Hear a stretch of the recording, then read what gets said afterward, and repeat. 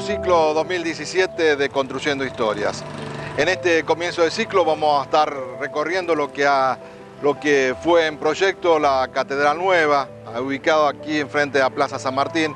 un lugar que muestra lo que se pensaba, una construcción realmente monumental para aquella época y que bueno, ha quedado inconclusa. Nosotros vamos a estar recorriendo con el arquitecto Chapero las instalaciones de lo que era el proyecto de esta Catedral Nueva y conoceremos un poco la historia y justamente también en qué contexto se planificó y quedó inconclusa. Invitamos a que nos acompañen.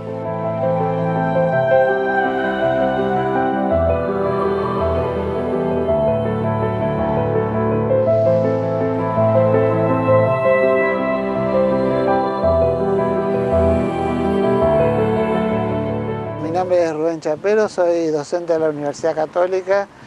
doctor en Historia y enseño justamente Historia y Arquitectura, y estamos en un lugar privilegiado de Santa Fe, que es el proyecto de la catedral que iba a ser la Catedral Monumental de Santa Fe, ubicada frente a la Plaza San Martín y que ha quedado inconclusa. Bueno, el edificio de lo que se conoce como Catedral Nueva es un edificio que fue proyectado por el arquitecto Juan Bautista Arnaldi, un arquitecto nacido en Porto Mauricio, en Liguria, Italia, en 1841, y ya teniendo una carrera profesional importante en Italia, decidió emigrar. Cuando emigra hacia fines del siglo XIX, tiene contactos con la curia, por lo cual su primer proyecto más importante fue la Catedral de Paraná, y a partir de eso ha trabajado mucho en edificios religiosos, ya sea capillas o catedrales e iglesias que corresponden a un patrimonio arquitectónico muy particular que está dentro de lo que se llama el eclecticismo italianizante.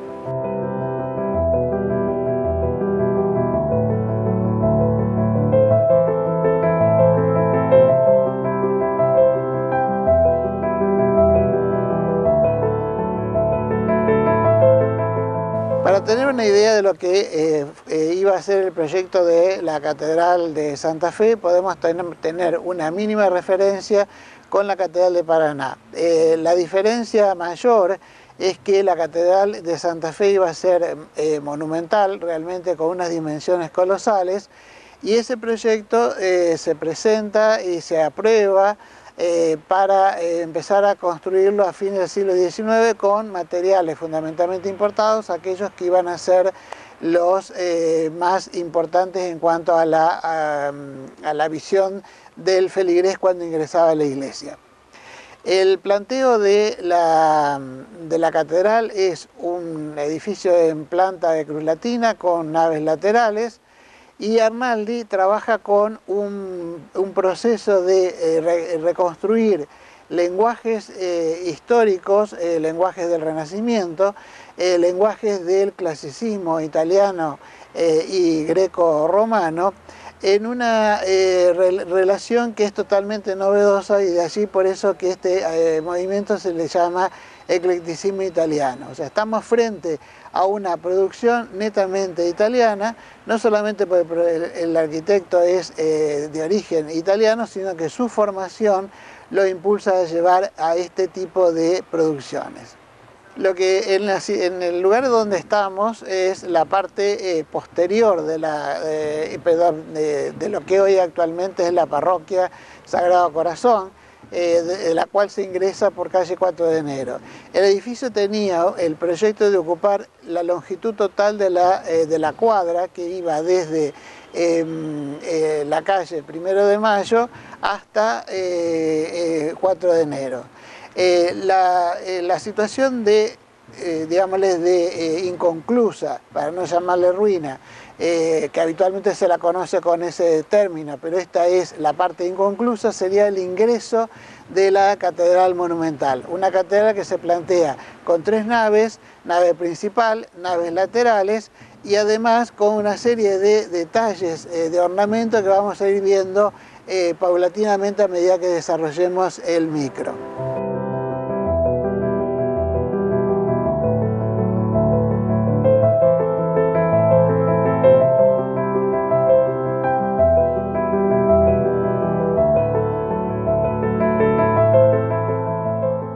Esto surge cuando, a partir de la Constitución de 1853, se va a crear el Obispado de Paraná, que va a ser un santafesino, el obispo Gelaberi Crespo, el primer obispo de Paraná. Por eso es que aparece esta ciudad con la primera catedral realmente de un corte magnífico, encargada por esta nueva etapa de organización eclesial. O sea que la diócesis de Paraná comprendía también Santa Fe, y cuando Arnaldi proyecta la Catedral de Paraná, va a tomar algunos elementos que luego repite aquí en su proyecto en la Catedral de Santa Fe. ¿Cuándo aparece la Catedral de Santa Fe? Cuando Paraná escinde Santa Fe, creándose un nuevo obispado que va a estar a cargo del obispo Boneo, primer obispo de la diócesis de Santa Fe. En ese momento, fines del siglo XIX, también hay una situación política y social y económica muy particular, porque Santa Fe estaba tratando de ganar el progreso que ya estaba viniendo indefectiblemente hacia el norte, ligado mucho en lo que se le llamaba puerto de Santa Fe, aunque realmente no tuvo un puerto efectivamente construido hasta 1905, se construye el actual, que está desactivado. A fines del siglo XIX se plantea la discusión de que el centro administrativo gubernamental que hemos visto en otras audiciones con Casa de Gobierno, tribunales y demás, se traslade a esta zona que estaba en pujanza, la idea primera fue generar lo que hoy en día es la jefatura como Casa de Gobierno y en este sector la nueva catedral. Luego, por diversas circunstancias, queda firme la posición de conservar la iglesia matriz como la catedral, y este proyecto se fue construyendo a lo largo de unas varias décadas, pero el cierre de la construcción se da aproximadamente en la década del 30 por diversos motivos. El primero, fundamentalmente, debe ser el costo onerosísimo que iba a tener la catedral, ya que es un edificio que tiene una dimensión en longitud de casi una cuadra, y además tenemos que considerar que entre el 28 y el 29 se producen los grandes acontecimientos económicos, como el crack de la Bolsa de Nueva York, que hace que la economía mundial tenga que tener una nueva recomposición. Con lo cual, la mayoría de los materiales que van a ser importados van a tener que empezar a sufrir costos demasiado elevados para lo que podía sostenerse desde un proyecto comunitario y del arzobispado.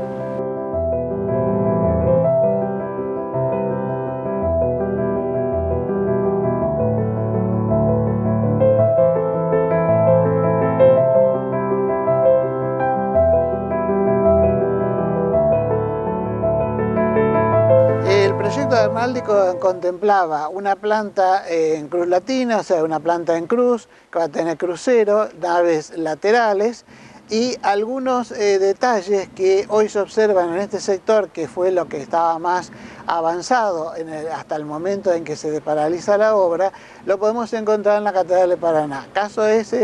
la utilización de dobles columnas apareadas en un solo basamento, y en esta catedral, además, en la nave central aparece la columna principal, que va a ser única, que va a llegar hasta la altura de lo que sería el arranque de la bóveda. Las columnas apareadas aparecen detrás, o sea que hay un cambio en el proyecto de Arnaldi en cuanto a Paraná, en donde en el interior tiene doble columnas apareadas, pero no hay una tercera. Este sector del detalle constructivo propuesto por Arnaldi sí se puede ver en la fachada de la catedral, que es donde Arnaldi apela a tratar de evitar una escala monumental para llevarla a una escala donde el peatón o el feligrés pueda tener una relación más amable, más amigable, como se dice actualmente, con el edificio, a partir de una serie de recursos que sería interesante verlos en la catedral. Aquí lo que vamos a ver realmente es los sistemas constructivos, los elementos que se van a utilizar importados, lo que se pudo utilizar ya con una nueva tecnología y que hoy en día da cuenta y permite asegurar que hay una incorporación en estos edificios de corte clásico de la llamada Revolución Industrial, que empezó en 1750, pero que recién en Argentina, a fines del siglo XIX, con la gran importación de Europa, comienzan a traerse elementos férreos que se van a utilizar en estos edificios clasicistas. Para ubicarnos plenamente cómo era el proyecto de Arnaldi, repito, nosotros estamos en la parte de ingreso a la catedral. De la catedral se ingresaba desde Plaza San Martín hacia el presbiterio, que iba a estar colocado a 4 de enero. En este momento, la intervención que se hizo en el patio catedral desvirtúa en cierto sentido la idea de las naves, que se pueden reconstruir básicamente con las naves laterales, en este caso a mi derecha, o bien ya las últimas estribaciones de lo que iban a ser especie de corredores que en la Catedral de Paraná son galerías, que aparecen a mi izquierda. Por detrás, ¿qué está apareciendo? Bueno, un cierre que se hizo para evitar tener el espacio abierto y poder darle un uso litúrgico al sector que se había construido desde calle 4 de enero hacia la Plaza San Martín. Pero podemos ver cómo Arnaldi va a emplear lenguaje clasicista en cuanto a lo que son las columnas, con sus capiteles jónicos, capiteles con basa, fuste y columnas, perdón, con basa, fuste y capitel de unas dimensiones extraordinarias que eran de material de marmóreo que venía directamente de Italia. Hacia el lado del presbiterio podemos ver un arco ojival, o sea, un arco apuntado, que es lo que está dando la idea de cómo se iba a cubrir esta catedral. O sea, tenemos una base clasicista italiana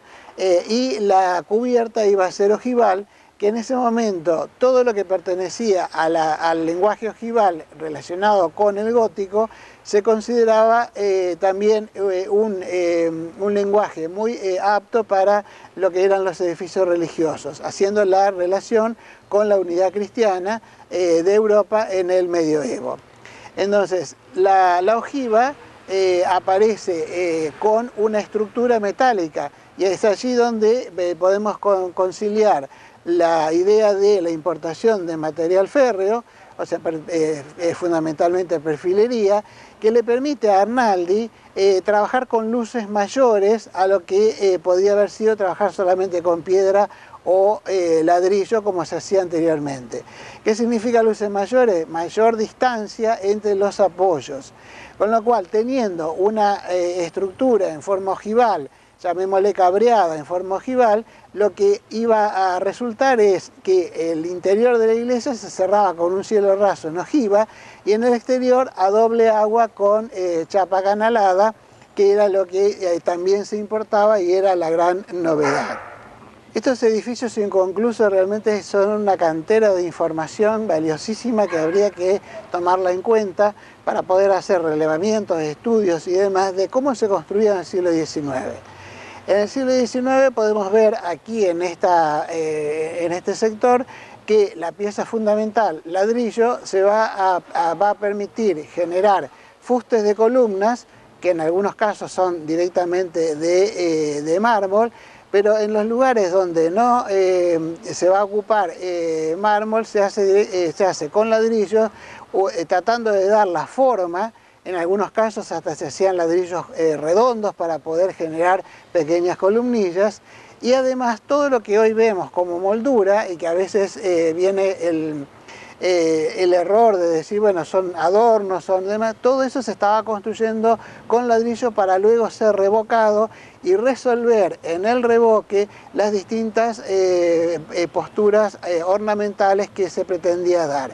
Aquí en el fondo podemos ver un nicho que está cubierto con un tímpano curvo, que es típico del Renacimiento italiano, de los palacios florentinos en el exterior, pero aquí Arnaldi lo usa en el interior.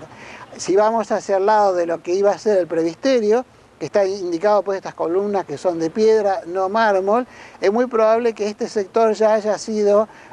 utilizado piedra probablemente local. Perdón si no es así, pero es una piedra que es muy probable que debiera recibir un revoque, ya que estos edificios jamás se pensaron para hacer en ladrillo visto. El ladrillo a la vista era un sinónimo de poca arquitectura y de poco desarrollo en cuanto a lo que podía ser un edificio y más de la magnitud de una catedral. Las ventanas que aparecen sobre las naves laterales es muy probable que tenían el proyecto de ser cerrada con los vitrales siglo XIX. Algo de eso podemos visualizar en la iglesia de Santo Domingo, que lamentablemente se están perdiendo por desidia, pero eran vitrales que se pintaban y luego se horneaban. No son los vitrales del gótico y del románico, donde se hacía con piezas pequeñas unidas con plomo. Aquí se hacen con piezas completas de vidrio que se van a colocar sobre estructuras de perfilería metálica, y la idea de vitral se va a dar en que la figura o el objeto que se está representando se lo rodea con un límite de pintura negra. Entonces, muy probablemente este hubiera sido el sistema que iban a utilizar para completar y sobre todo para darle mayor énfasis, porque las catedrales, aún en el siglo XIX y en algunos casos siguiendo hasta el siglo XX, siguen manteniendo esa idea que venía del medioevo, donde los vitrales eran la Biblia de los pobres. O sea que en aquella época que no había alfabetismo masivo, la gente que no tenía las primeras letras podía entrar en la catedral y leer a través de las imágenes de los vitrales la historia sagrada y hasta la historia cotidiana, porque generalmente cada vitral se incorporaban los gremios que donaban estas obras que realmente son importantísimas. En cuanto a lo que es el cerramiento, aberturas, muy probablemente la abertura de frente, o sea, la puerta de frente haya sido pensada para ser de madera, con una ornamentación de tableros y quizás tallas, pero bueno, no tenemos registro de qué tipo de resultado iba a quedar. Pero sí puede inferirse que todo lo que era aberturas iba a trabajar fundamentalmente con madera de muy buena calidad, con marcos de cajón, o sea, marcos que iban a incorporar iban a ser incorporados al muro para tener una mayor resistencia en cuanto a la abertura. Y además, lo que sería el solado o el piso, en aquel momento se estaba utilizando mucho lo que es el piso ajedrezado. O sea, trabajar con mármol blanco y negro, haciendo como si fuera un tablero de ajedrez, alternando piezas blancas y negras. Luego esto puede haber sido sustituido por mosaicos calcáreos, con dibujos simulando alfombras, con lo cual esto, bueno, es parte de lo que nos queda todavía por indagar, si es que hay en algún archivo. Hay un archivo privado de Arnaldi que no es accesible al público, pero habría que ver si a lo mejor algunas notas de ese archivo indican qué tipo de solado hubiera tenido esta catedral. Bueno, la idea de salvar mayores luces a mayores distancias se puede hacer gracias a la perfilería metálica en el siglo XIX. Anteriormente se salvaba con arcos medio punto, como que tenemos aquí, donde el ladrillo se va colocando sobre una cimbra o un armazón de madera para conformar el arco, y es una estructura autosustentable. En el caso de tener mayores luces, ya empieza a apelarse a la idea de la perfilería metálica, como podemos ver aquí, en lo que puede ser el entrepiso del futuro coro, el coro alto, más